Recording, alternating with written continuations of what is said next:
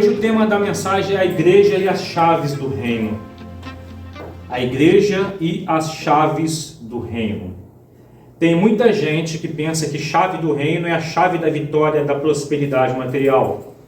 Então você talvez já tenha visto algumas igrejas que eles fazem uma chave de isopor, ou chave de papel, ou até vende chave mesmo, ou pede para alguém levar uma chave para ungir, que Jesus disse que ele daria as chaves do reino do céu. Então aquela chave tipifica uma vitória na sua vida, principalmente financeira. E não é nada disso. Não é nada disso. Na semana passada, a gente viu que o Senhor fez uma pergunta. Mas eu queria ler novamente esse texto com vocês, de Mateus 16, que a partir do 13 diz assim, Quando Jesus chegou à região de Cesareia de Filipe, perguntou a seus discípulos: quem as pessoas dizem que o Filho do Homem é? Eles responderam: alguns dizem que o Senhor é João Batista, outros que é Elias, outros ainda que é Jeremias e um dos profetas. E vocês? Perguntou ele. Quem vocês dizem que eu sou? Simão Pedro respondeu: o Senhor é o Cristo, o Filho do Deus vivo. Jesus disse: que grande privilégio você teve, Simão, filho de João. Ou você é um abençoado, bem-aventurado é você. Em outra tradução, foi meu Pai do céu quem te revelou isso. Nenhum ser humano saberia por si só. Agora eu lhe digo que você é Pedro. Sobre esta pedra edificarei a minha igreja. As forças da morte não conquistarão. Eu lhe darei as chaves do reino dos céus. E o que você ligar na terra terá sido ligado no céu, e o que você desligar na terra terá sido desligado no céu. Ele então os advertiu para os seus discípulos, para que ninguém dissesse que ele era o Cristo. Daí a gente viu na semana passada duas perguntas. Quem as pessoas dizem que eu sou? Quem vocês dizem que eu sou? Duas perguntas. Aí Simão: o Senhor é o Cristo, o Senhor, Cristo, Filho do Deus vivo. A gente viu na semana passada o que significa cada palavra: Senhor, Cristo e Filho do Deus vivo. E foi revelado que para alguém dizer que Jesus é o Senhor, que Jesus é o Cristo, que Ele é o Filho do Deus vivo, somente é revelado pelo Pai. É sobrenatural. Para crer e viver assim. Não é somente dizer, crer e viver. A gente viu que após o iluminismo, o movimento racionalista, a partir do ano 1700, começaram a desacreditar no sobrenatural, no registro histórico do Evangelho sobre o Cristo. Começaram a procurar onde tinha outras fontes que falavam do Jesus histórico. E a igreja respondeu que o tripé de sustentação da verdade do Evangelho da igreja é que Jesus é o Deus encarnado, que a sua história está narrada nos Evangelhos, e as narrativas dos 4 Evangelhos são harmônicas, elas se completam. Então Jesus, mais uma vez, a gente vê quem vocês dizem. Simão Pedro: o Senhor é o Cristo, Filho do Deus vivo. Senhor, somos servos de Deus, porque tudo o que existe pertence a Ele. Eu não tenho nada, então eu sou servo. Eu sou servo porque eu desejo ser servo, porque eu recebi uma revelação de quem é o Cristo. E tu és o Cristo, que significa a mesma coisa que ungido, significa a mesma coisa que Messias. Ele é escolhido para abençoar todas as nações. Está profetizado sobre ele na queda, Gênesis 3,15. Está profetizado sobre ele na revelação de Deus a Abraão, da sua descendência, todas as famílias, ou nações, ou etnias da terra seriam abençoadas. E ele é o Filho de Deus porque é o Deus em pessoa na terra, para cumprir a vontade do Pai. E aí, que grande privilégio você teve, Pedro. Que grande. Você é um abençoado, porque recebeu uma revelação diretamente do Pai. A fé verdadeira, que nos coloca em submissão a Deus, ela somente é despertada pelo sobrenatural, pela vontade e revelação do Pai. Daí, irmãos, a gente começa a ver que Jesus responde então para Pedro: você fez uma confissão. Você fez uma confissão muito forte, uma base muito rica.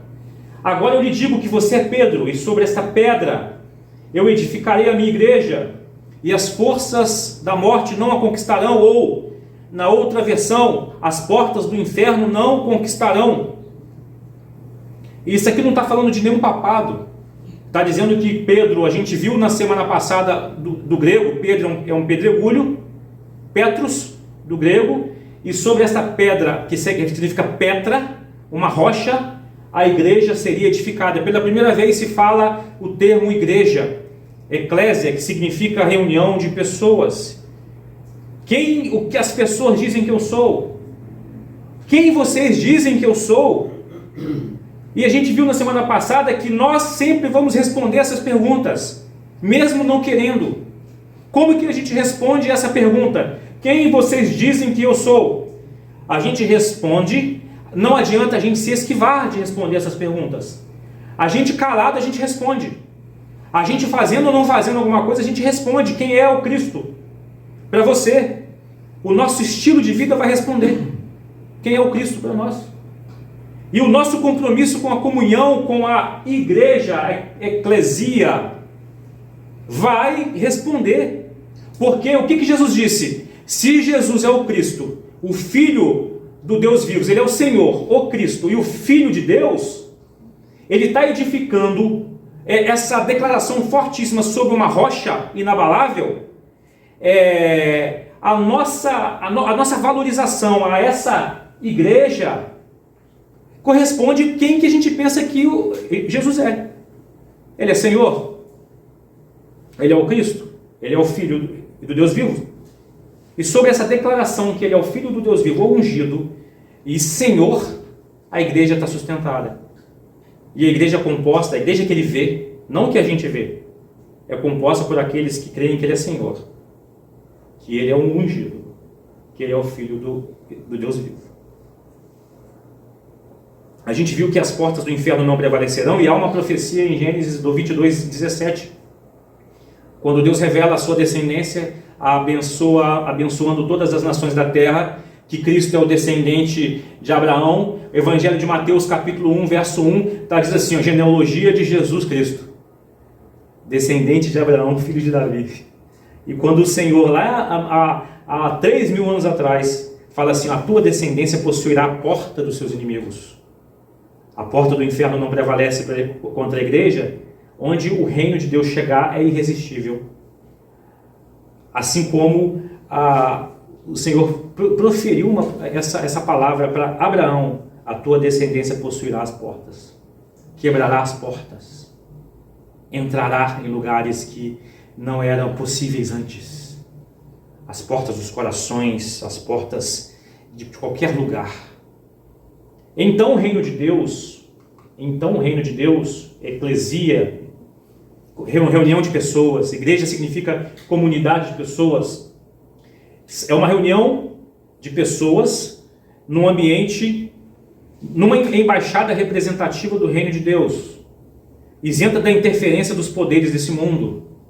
Não pode haver poder nenhum externo interferindo na igreja. Jesus é o Senhor da igreja. A gente presta conta a Jesus. Quem opera, quem dá poder à igreja é o Espírito Santo. Não pode haver nenhuma outra interferência na igreja, na verdadeira igreja.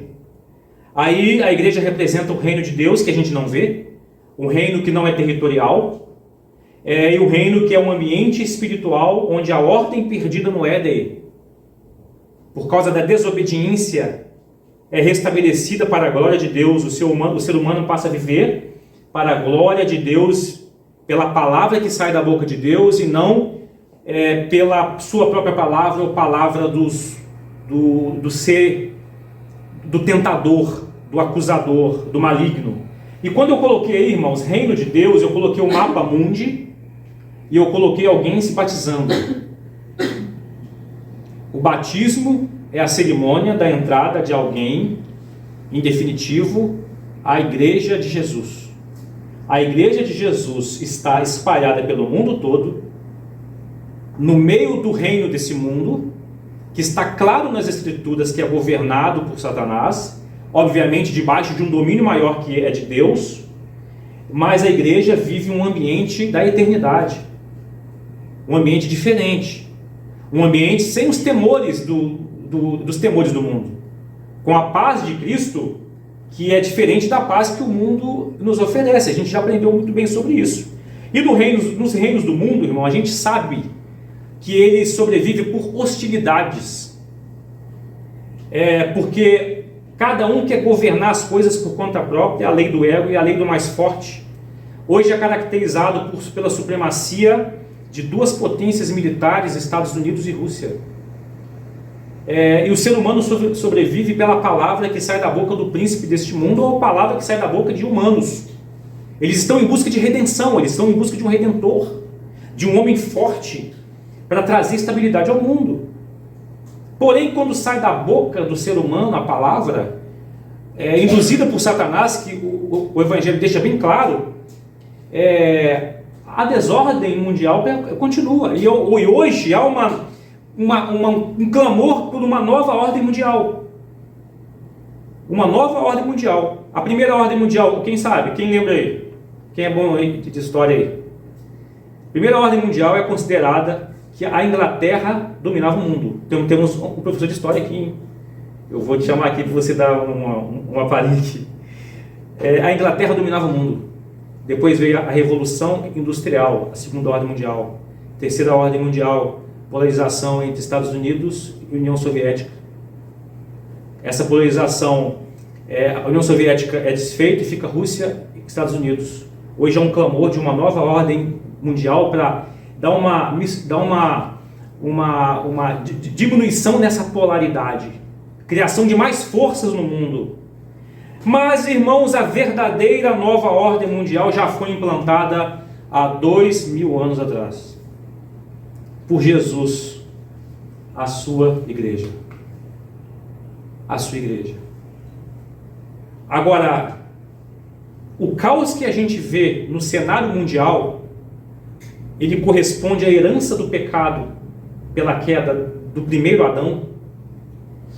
Se Cristo é o segundo Adão que foi tentado no deserto, foi tentado a ter os poderes do mundo, os poderes políticos do mundo, o tesouro desse mundo, ele foi tentado a ostentar o seu poder, pulando lá da parte mais alta do templo, e tentar o Senhor seu Deus, e ele foi tentado a criar condições para sobrevivência por conta própria. Transforme as pedras em pães. E o Senhor disse: não só do pão vive o homem, mas sobre toda a palavra. O segundo Adão venceu a tentação no deserto, obedeceu à vontade do Pai no projeto da redenção, que era necessário, continuou o seu projeto por meio da igreja, e então o reino de Deus está disponível para a entrada de todos aqueles que creem. Ou seja, ordem no mundo, se você sonha com ordem no mundo, só vai haver ordem no mundo debaixo da obediência a Deus. Por que Cristo é o segundo Adão? Romanos capítulo 5, 19 diz que pela desobediência a Deus de uma só pessoa, Adão, muitos se tornaram pecadores, mas por causa da obediência de uma só pessoa a Deus, que é o Cristo, muitos serão declarados justos. Daí a consequência fortíssima da afirmação de Jesus a Pedro. Essa estátua aí é lá da igreja de São Pedro, lá no Vaticano. Olha o chavão que ele está ali na mão. Está dando para enxergar aí? Está um chavão bonito ali. Eu lhes darei, se você declarou que eu sou o Senhor, se você declarou que eu sou o Cristo, o Filho do Deus vivo, eu lhes darei as chaves do reino dos céus. O que você ligar na terra será ligado no céu, e o que você desligar na terra será desligado no céu. Terra e céu. Dois ambientes diferentes, que estão interligados pela vontade de Deus e pela governança do Criador. O céu, o que está falando de céu? Não está falando de um céu físico. Não está falando de um céu físico aqui onde Jesus está hoje, fisicamente. Está falando de uma esfera invisível do governo de Deus. Deus está governando e a gente não vê. Quais chaves seriam essas? Quais chaves seriam essas? Pedro foi o primeiro naquele grupo a reconhecer Jesus como Senhor, Cristo e Filho de Deus. Ele recebe a promessa, então você vai receber as chaves. Se você creu, se você entendeu. As pessoas ouvem a palavra de Deus, as pessoas se arrependem, confiam nessa palavra, tornam-se igreja por meio do batismo. A palavra de Deus cria o povo de Deus. O povo de Deus é reino, sacerdote, nação política. Igreja é uma nação política, que ela tem suas leis, as suas regras de convivência. Ela tem a lei de Deus. Ela tem a sua autoridade. Ela é um reino separado. Lembra daquele mapa mundi? A igreja é separado daquele reino mundial. É espalhado no mundo todo. A igreja, povo da antiga aliança, o Antigo Testamento, o povo tinha o quê? Havia um povo de Deus, Israel. Eles tinham o quê? A circuncisão, uma marca que fazia no corpo. Eles tinham a lei, a guarda do sábado e uma terra. Igreja, não, na nova aliança, Novo Testamento, não tem terra. Igreja, não tem terra. Não adianta dizer, o Brasil é de Jesus, que igreja não tem terra. Igreja é um povo espalhado no mundo inteiro. Não tem terra, não tem marcas no corpo da circuncisão. O reino que a gente vive é invisível. A igreja não tem fronteiras. Agora, como que a gente faz então o patrulhamento de uma fronteira que a gente não vê? Como que a gente faz o controle de uma região que a igreja opera, onde não é delimitada geograficamente? Como que a gente faz esse patrulhamento? Como que a igreja torna-se visível às pessoas dessa terra? Como que a verdadeira igreja é identificada pelos governos desse mundo? Como? Resposta simples, a princípio. Um grupo de pessoas começa a se reunir. Entende que Jesus é Senhor, o Cristo e o Filho do Deus vivo. Eles começam a se organizar debaixo da vontade de Deus. Eles começam a confirmar uns aos outros como crentes em Jesus. Tem que haver uma confirmação e eu vou mostrar daqui a pouco. Ellen está sendo confirmada que é uma crente em Jesus. A gente se confirma. Aí vamos ver o que o Senhor nos ensina sobre as chaves. Mateus capítulo 18, verso 15. Se um irmão pecar contra você, fale com ele em particular. Chame-lhe a atenção pelo erro. Chame-lhe a atenção pelo erro. Se ele ouvir você, terá recuperado seu irmão. Mas se ele não o ouvir, leve consigo um ou dois outros e fale com ele novamente, para que tudo o que você disser seja confirmado por 2 ou 3 testemunhas. Se ainda assim ele se recusar a ouvir, apresente o caso à eclesia, à igreja, à reunião de pessoas. Apresente o caso. Então, se ele não aceitar nem mesmo a decisão da igreja, trate-o como gentil ou como cobrador de impostos. Seria tratar mal essa pessoa? Não. Trate como essa pessoa não se converteu. Essa pessoa precisa da graça, mas essa pessoa não pertence ao reino de Deus. Eu lhes digo a verdade: o que vocês ligarem na terra, de novo, terá sido ligado no céu. E o que vocês desligarem na terra, terá sido desligado no céu. Olha o verso 19. Também lhes digo que se 2 de vocês concordarem aqui na terra a respeito de qualquer coisa que pedirem a meu Pai, no céu ele os atenderá. Concordância de 2, no mínimo 2, de qualquer coisa que pedirem. No verso 20, pois onde 2 ou 3 se reúnem em meu nome, eu estou no meio deles. Vamos esclarecer mais um ponto. Mateus 28, 18. a 20. Jesus, antes de subir aos céus, retornar, aproximou-se dos discípulos e disse: toda a autoridade no céu e na terra me foi dada.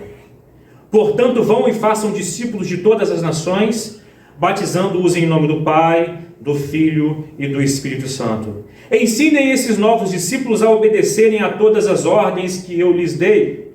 E lembrem-se disto: estou sempre com vocês até o fim dos tempos. Resumo desses 3 textos que a gente leu: Mateus 16, Mateus 18 e Mateus 28. Igreja, reunião de no mínimo 2 pessoas, para tomar decisões disciplinares com autoridade, para concordarem em alguma coisa, com autoridade para isso, dada por Jesus. Pedir uma intervenção divina, tem autoridade, tem a procuração. Fazer discípulos de Cristo e obedecer às ordens de Jesus, isso é igreja. A autoridade da igreja na terra torna a autoridade do céu visível aqui na terra. A autoridade da igreja na terra torna a autoridade do céu visível aqui na terra. Deixa eu falar algo para vocês. O apóstolo Paulo, quando perseguia a igreja de Jesus, achava que estava fazendo uma excelente coisa. O Jesus dá uma derrubada nele, em Atos. Paulo, por que você me persegue? Perseguiu a igreja, perseguiu as pessoas de Jesus. Eu prego essa mensagem com um grande temor. Eu caminho no Evangelho desde criança. Já passei por muita coisa dentro da igreja, vivendo a igreja. Muitas coisas boas, muitas coisas esquisitas, mas eu já vi Deus disciplinando pessoas que machucam a igreja de Jesus, que não leva a sério a igreja de Jesus. Já vi bispo ser disciplinado por Deus por causa de poderes eclesiásticos, mudar a lei na marra, ameaçar pessoas.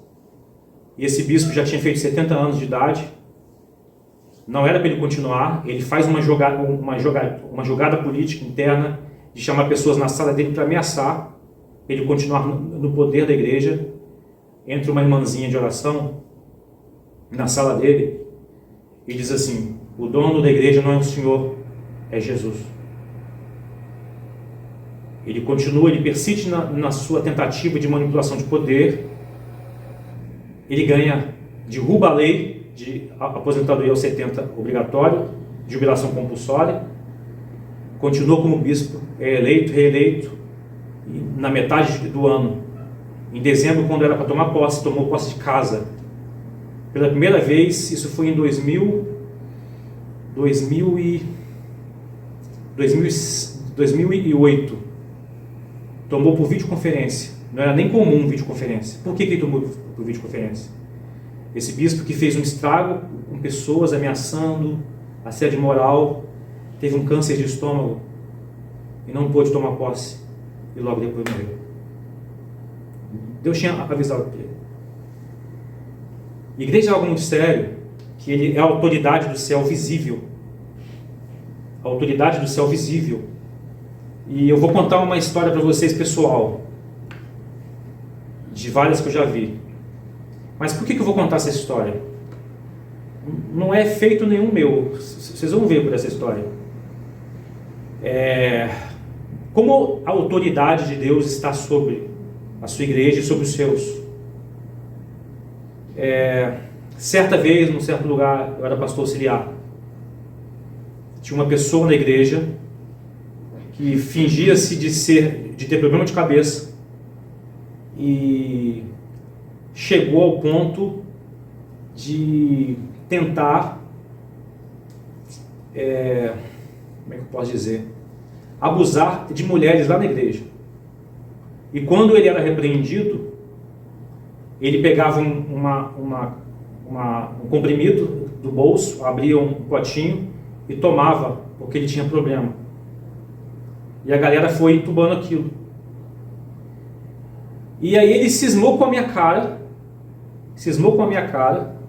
e toda vez que eu começava a pregar, tinha um pastor presidente, eu era o pastor auxiliar, toda vez que eu começava a pregar, ele começava lá de trás tentar atrapalhar a pregação.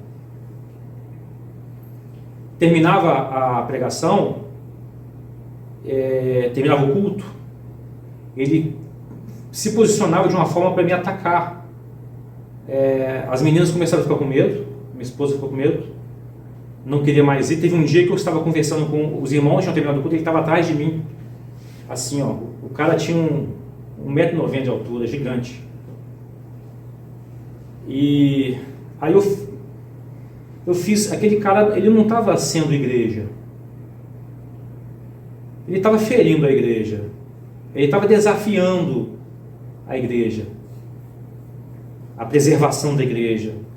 Aí eu fiz uma oração, as meninas não queriam mais na igreja, aí ele estava com medo, eu pensei, esse cara vai quebrar meu carro, vai me bater. Aí eu orei a Deus, Senhor, se o Senhor não fizer alguma coisa quanto a essa questão, porque ele já era mimado pela galera, a galera achava que ele era doente, mas ele era um manipulador. O outro pastor era aquele cara que abraçava todo mundo, não repreendia, e sobrou para mim. Se o Senhor não agir, vai ficar difícil para eu estar lá.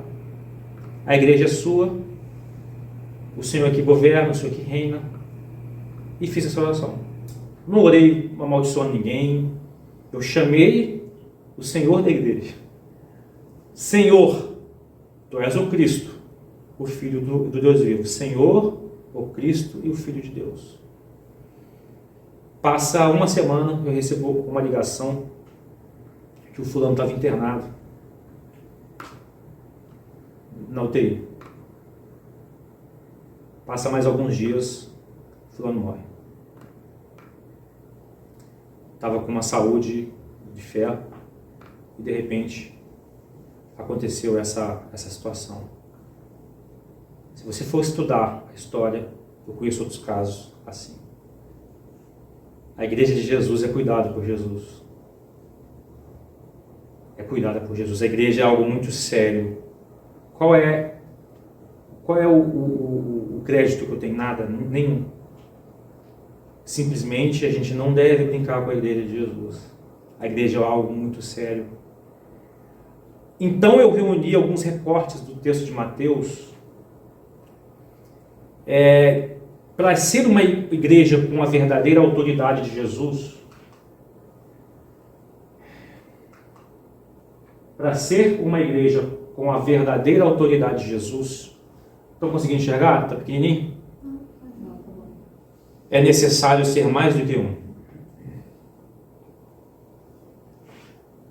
É necessário ser mais do que um. Por quê? Vamos falar o óbvio. Às vezes o óbvio tem que ser falado. Tem um camarada aí que canta, um baixista, que ele confeccionou uma música, A Igreja Sou Eu. O baixista é fera. A música é A Igreja Sou Eu.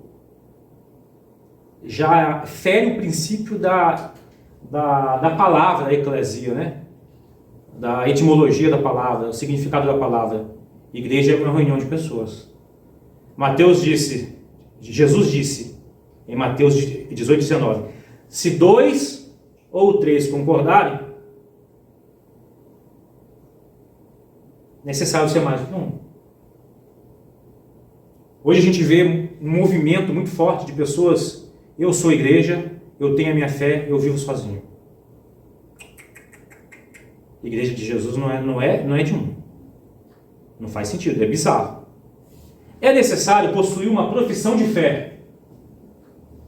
Proferir uma fé. Senhor, Tu és o Cristo, o Filho do Deus vivo. É Senhor, é o ungido para abençoar todas as nações, e é o Filho do Deus vivo porque Ele fez a vontade do Pai, o processo da redenção e da salvação da humanidade. Profissão de fé daí, tem que ter. A mesma de Pedro. É preciso pertencer a um grupo de pessoas que se relacionam Jesus disse: a minha igreja, o meu povo, uma reunião de pessoas, é preciso fazer prestação de contas uns aos outros. Mateus capítulo 18, 17. Se o seu irmão pecar contra você, se o seu irmão vacilar contra você, conversa com ele e tenta recuperar esse irmão. Se ele não aceitar, chame mais 2. Vai lá e tenta. Se ele mesmo assim não corrigir, leve para o conhecimento da eclesia ou da eclésia. Prestação de contas. A gente vive num mundo onde as pessoas não querem prestar contas. As pessoas não querem ser cobradas. As pessoas não querem assumir uma responsabilidade. A gente vive num mundo que pessoas acham que ser cristão é ficar pulando de galho em galho, de igreja em igreja e participando de culto. Isso não é igreja de Jesus. Não é ser igreja de Jesus. A gente está numa era que as pessoas não querem prestar contas. A quinta coisa, igreja, para ter autoridade de Jesus, ela precisa tomar decisões difíceis para manter a igreja identificada com Jesus. E de tomar decisões difíceis compreende em receber pessoas ou liberar pessoas, ligar pessoas ou desligar pessoas. Ela precisa manter a identidade de Jesus. Ela busca a restauração dessa pessoa. Se a pessoa quiser restauração, a igreja tem que cuidar dessa pessoa. Se a pessoa não quiser restauração, Mateus capítulo 18, Jesus ensina: tome decisões e tire essa pessoa, considera ela como uma não cristã. A igreja precisa concordar em harmonia. Mateus capítulo 18, 19, Jesus disse: se vocês concordarem uns com os outros, em qualquer coisa, orem ao Pai que Ele vai ouvir vocês, em qualquer coisa. Concordar em harmonia. Mas como assim? Nelson Rodrigues disse que toda unanimidade é burra. Porque se você é unânime, você não pensa. Mas isso é no reino desse mundo. No reino de Deus, quando Jesus governa, não existe unanimidade burra. Porque a gente está baseado numa profissão de fé. Senhor, Ele é Senhor. Tu és o Cristo, o Filho de Deus vivo. Quero ver apesar que existem, né? Quer bypassar o senhorio de Jesus. A igreja verdadeira, para ser autoridade de Jesus, ela não se submete a nenhum governo humano. A igreja não precisa trazer ninguém político para o seu púlpito para prometer progresso, autoridade, melhoria moral da sociedade. Uma igreja que faz isso é uma falsa igreja. Ou igreja que não entendeu quem é o Cristo, quem é o Senhor, o Filho do Deus vivo. Não vivem na prática, na profissão de fé que Pedro fez. Porque Jesus, em Mateus capítulo 28, 18, ele deixou bem claro o que a gente leu aqui: toda a autoridade no céu e na terra me foi dada. Jesus falou: toda a autoridade no céu e na terra. Por que eu vou trazer autoridade aqui para ajudar a Prisma? Por que nós vamos trazer alguma autoridade que não seja a autoridade do Senhor para fazer pessoas se converterem? Ou para pessoas mudarem moralmente? Porque toda a autoridade foi dada a Jesus no céu e na terra. E Jesus é o cabeça da igreja. A igreja envia pessoas à missão, sem depender da autorização de governos humanos. A gente não precisa de passaporte. Mateus capítulo 28, 19, o Senhor fala: ide por todas as nações. Por todas as nações. A igreja, com a autoridade de Jesus, esforça em fazer discípulos. Esforça em fazer discípulos. E de fazer. É imperativo, é ordem. É ordem. A igreja batiza novos discípulos. A igreja ensina a obedecer a Jesus e a igreja participa da ceia do Senhor. Participa da ceia do Senhor, do pão único que liga-nos a um só corpo. 1 Coríntios 10:17 diz que, embora sejamos muitos, todos comemos no mesmo pão, mostrando que somos um só corpo. A igreja, quando ceia, participa do sofrimento de Jesus, compreende o sofrimento de Jesus e está pronta para sofrer por ele. Porque ele pega o pão, esse é meu corpo que foi partido por vocês. Façam isso em memória de mim. Então a identidade da sua igreja, da igreja de Jesus, está na paixão e no sofrimento dele. Então, as nações da terra, lembra que foi falado para Abraão, todas as nações da terra serão abençoadas? Lembra que antes de Jesus subir, ide por todas as nações da terra? Olha como que é tudo linkado, tudo ligado, tudo muito lógico, muito bem explicado. Precisam ver domínio do céu. E eles só verão o domínio do céu se olhar para nós, igreja. Eles não verão o domínio do céu sem olhar para nós. Ah, mas veja bem. É verdade que você vai encontrar textos na Bíblia que Deus dá poder a autoridades no mundo terreno. Romanos capítulo 13 diz: toda autoridade foi instituída por Deus. O modelo de autoridade Deus permite para que haja de uma maneira temporal, para que haja uma ordem mínima na terra. Mas esse tipo de autoridade que o Estado pratica não glorifica o nome de Jesus. Não honra a Jesus. Não dá glória a Deus. A reputação de Cristo não acompanha as ações do Estado. Cristo não está preocupado com a glória dele em relação ao Estado político, porque ele sabe que eles não darão glória. Porém, a igreja é encarregada de declarar o governo absoluto de Jesus.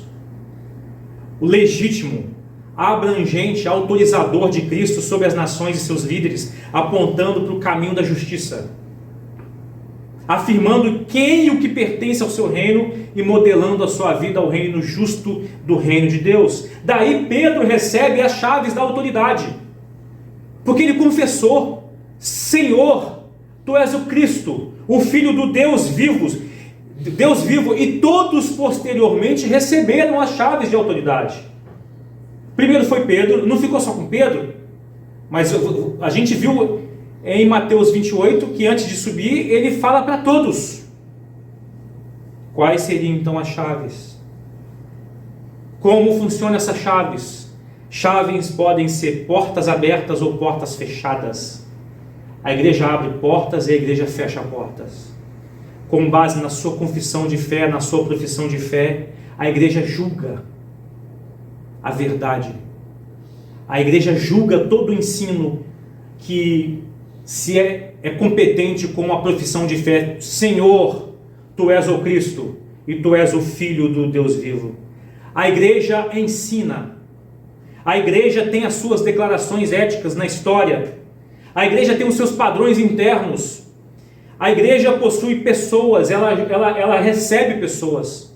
Ela julga pessoas para receber. Ela afasta pessoas da comunhão. Ela restaura as pessoas à comunhão. Olha só, gente, isso é muito sério. Pertencer e ser membro de uma igreja não é um simples papel assinado ou seu nome na lista de hall de membros. Eu ouvi há pouco tempo uma família estava afastada de congregar, e quando alguém dessa família insistia para congregar em alguma igreja, uma outra pessoa disse assim: não vou na igreja tal não, porque eu já sou membro na igreja tal. Ele estava tranquilo que havia um nome lá, na igreja tal, já estava há 4 meses sem ir, não queria ir na outra porque já estava seguro lá na igreja tal. Alguns erros que existem hoje. As pessoas pensam que ter um nome lá é segurança de estar ligado. As pessoas pensam que só por ter um papel ou no sistema da igreja está ligado aos céus.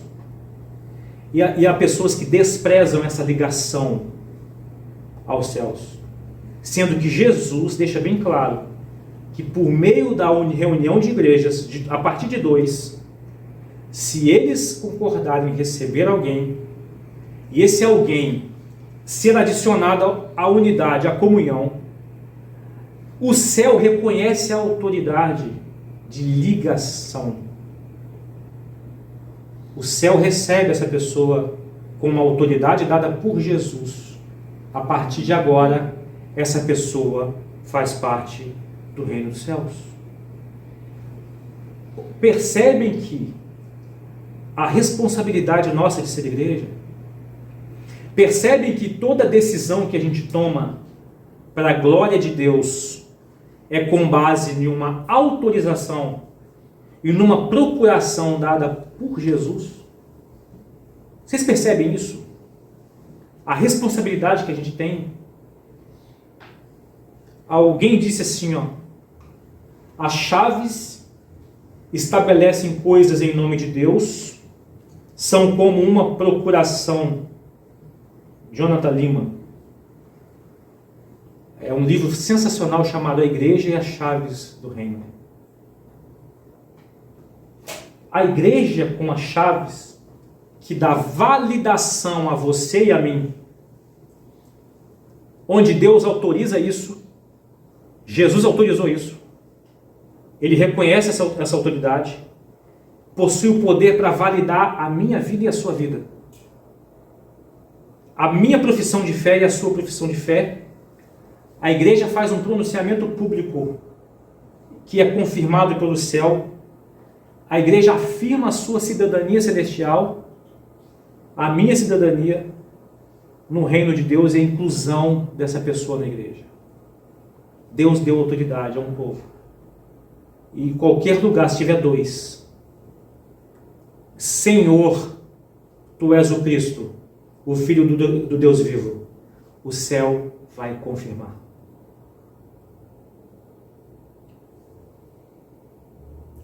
Aí eu pergunto para as pessoas que ficam pulando de galho em galho e não querem assumir um compromisso como membro de uma igreja. Com base nessa afirmação de Jesus, falo para nós aqui, falo para quem vai ouvir um dia essa mensagem. Você entendeu o poder que Jesus deu à igreja, a autoridade que Jesus deu à igreja? Deus deu chave para a igreja para manter vida na comunidade. Porque viver em comunidade sem arrependimento, o que é arrependimento? Eu estou indo para um caminho, eu dou uma volta, 180 graus, vou para o caminho de Deus. Pela vontade de Deus, sem arrependimento e sem fé, não há vida e não há governo no reino de Deus. João capítulo 20, verso 23, olha o que Jesus fala para a igreja. Se vocês perdoarem os pecados de alguém, eles serão perdoados. Jesus não está falando aqui, alguém está pecando contra a igreja, está vivendo uma vida louca, mas não julga essa pessoa, deixa diretamente comigo, não. Se vocês perdoarem os pecados de alguém, serão perdoados. Se não perdoarem, eles não serão perdoados. Uma pessoa em rebeldia, uma pessoa em oposição, uma pessoa que não quer ser restaurada, se a igreja, se ele não aceitar a igreja dar a mão para a restauração, os pecados não serão perdoados. A autoridade que Jesus deu para a igreja. É preciso crer na profissão de fé, o Senhor é o Cristo, o Filho do Deus vivo, e permanecer nessa profissão de fé. Aí diz aqui mais uma frase: ligar na terra o que será ligado no céu é dizer que Jesus colocou o seu nome e reputação nessa pessoa. E pode-se esperar que ela, como cidadã do céu, represente o governo presente e futuro de Jesus. Quando alguém é ligado pela igreja, recebido pela igreja, espera-se desse alguém que preserve a reputação de Jesus. Espera que esse alguém seja um cidadão do céu. Espera que esse alguém represente o governo presente de Jesus. As pessoas olhem e vejam o governo presente e futuro de Jesus. As pessoas têm esperança. 2 ou 3, em harmonia, podem ligar, desligar ou orar a respeito de qualquer coisa, na certeza que o Pai ouvirá e Cristo estará presente. Como? Presente numa cadeira? Tem lugar que deixa uma cadeira para o anjo, uma cadeira para Jesus. Não. Cristo está presente com a autoridade que Ele deu a cada um para tomar decisões no mundo que representam decisões da vontade do céu. Aí, para a gente já encerrando, mas dentro da igreja, quem são os responsáveis por segurar as chaves de autoridade que Jesus deu para a igreja? É o pastor? É o presbitério? Por que é importante definir isso? Porque quando a gente tem uma cultura produzida, onde muitos líderes querem ser dono da igreja, querem todo o poder e manipulação das pessoas, não querem dividir a autoridade, criou também um cenário cultural de crentes descompromissados e preguiçosos. Porque o problema é do pastor. Está vendo a igreja sendo ferida, a igreja sendo manchada, o problema é do presbitério. Mas vamos ver, vamos entender. Olha só. Na antiga aliança, o sacerdote tinha uma autoridade, que era representar a Deus numa tarefa interna e vigiar o templo sagrado. Você é sacerdote, e você é rei. E o rei, outra autoridade, tarefa externa de preservar e expandir as fronteiras. Na nova aliança, Cristo nos fez sacerdotes reais. Você é sacerdote real, ou seja, as chaves para ligar e desligar estão na responsabilidade de todos. Todos. Está escrito: vós sois geração eleita. 1 de Pedro 2,9. Povo adquirido, sacerdotes reais. Deus chamou vocês para demonstrar ao mundo a maravilhosa grandeza de Jesus, beleza de Jesus. Todos têm acesso a essa chave, mas só vai reconhecer e usar essa autoridade se a gente crer que Jesus é Senhor, Ele é o Cristo e Ele é o Filho do Deus vivo. Para encerrar, quem as pessoas que você conhece dizem quem é o Cristo? O que as pessoas têm falado de Jesus aí? O que vocês dizem? Foi a pergunta da semana passada. Quem é o Cristo? Ele é Senhor na sua vida? Tudo o que existe é dele ou é seu? Se ele é Senhor, ele que manda, você e eu estamos debaixo da obediência a ele? Como a gente demonstra a Deus e ao mundo o que a gente diz? Se Jesus é Senhor e é o Cristo, o Filho de Deus, se você estivesse numa sala com Jesus, Jesus confirmaria a sua declaração? Você está certo? Ou será que eu não sou o Senhor pelo que você age e faz? Pensa. Eu não sou o Cristo. Como nós estamos entendendo o que é ser igreja? A importância do termo igreja, da instituição, da embaixada que representa o reino dos céus no reino desse mundo. no reino caído.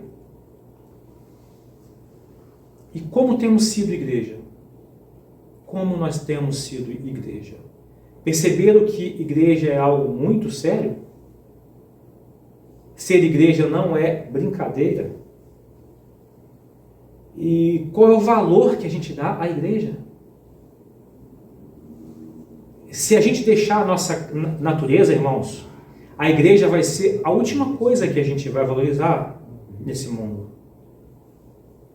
Se a gente deixar o nosso coração mandar carnal, só vai sobrar resto para a gente dar atenção à igreja. Resto de tempo, recursos, de serviço, de comunhão, sem qualidade, sem alegria, serviço mal feito, obrigação. Mas perceberam como que Jesus dá importância à igreja dele? Como temos sido igreja, irmãos, cada um de nós aqui? Olhando esse mapa mental aqui, onde precisamos nos arrepender?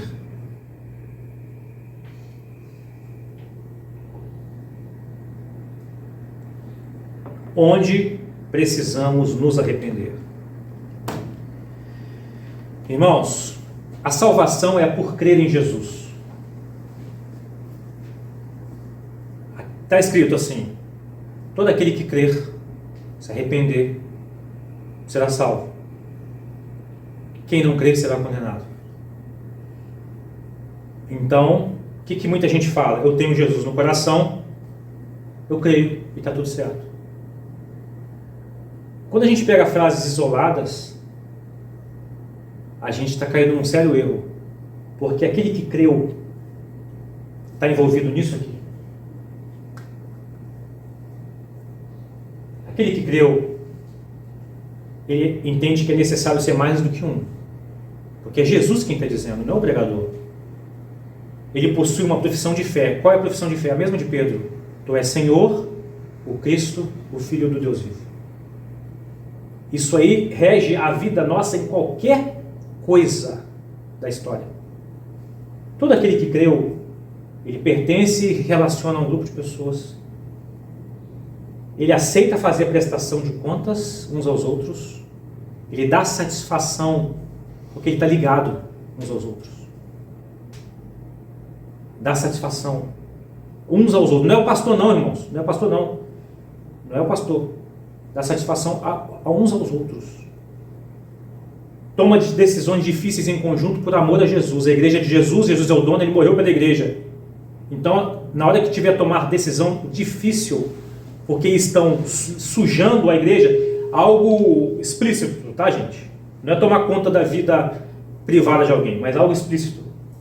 Toma decisões difíceis, concorda em harmonia, porque ninguém é Senhor, só tem um Senhor. Não traz nenhum governo humano para se submeter à igreja. Preocupa em enviar pessoas à missão. A igreja própria está vivendo uma vida de missão quando sai daqui. É uma vida missional chamada, né? Esforçar em fazer discípulos. Fazer discípulos não é só pegar um não crente lá fora. Às vezes um irmão que é fraco na fé, a gente poderia se aproximar dele, sentar com ele e marcar uma conversa, um café para fazer discípulo de Jesus. Batizar novos discípulos, ensinar a obedecer a Jesus e participar da ceia do Senhor, reconhecendo o corpo. Onde a gente precisa se arrepender? Mensagem difícil de pregar, mas totalmente necessária. Necessária, porque a cultura maligna que envolve hoje as pessoas é de que igreja é para ir, frequentar, ir embora para casa, não prestar conta a ninguém, não servir. Igreja é ir no domingo para Deus te ver, e não é isso. Igreja é muito mais do que isso. Então não é só crer por crer. Quem crer está buscando isso aqui. Vamos orar. Ó Deus, ó Senhor da igreja, aquele que morreu pela igreja, pelo seu povo. Ajude-nos a sermos igreja. Ó Espírito Santo, convença-nos naquilo que a gente precisa melhorar. Deus, que não saia ninguém daqui achando que essa mensagem foi para forçar a barra para tomar decisões em direção ao corpo de Cristo, mas que o seu Espírito Santo convence de que aqueles que não estão em direção ao corpo de Cristo, a ser igreja, estão em oposição a seu mandamento, Senhor. Estão em desobediência a seus mandamentos. Sobre os que têm o nome escrito no sistema da igreja, ou não têm o nome no sistema da igreja, sobre aqueles que estão ouvindo essa mensagem aqui agora, Senhor, pela rede social. Ó Deus, que haja compreensão do amor de Deus que foi cantado aqui, e uma resposta a esse amor, uma resposta voluntária, uma resposta não egoísta, não egocêntrica, mas uma resposta de humildade àquele que é Senhor, o Cristo, o Filho do Deus vivo. O pregador não tem poder para convencer ninguém, mas que o Teu Espírito Santo, com o seu poder de convencimento, opere em cada um dos nossos corações. Perdoa-nos, Senhor, naquilo que a gente precisa ainda se arrepender. Dar uma volta de 180 graus, mudando de rumo. Quebra todas as barreiras que impedem a gente ser uma igreja melhor.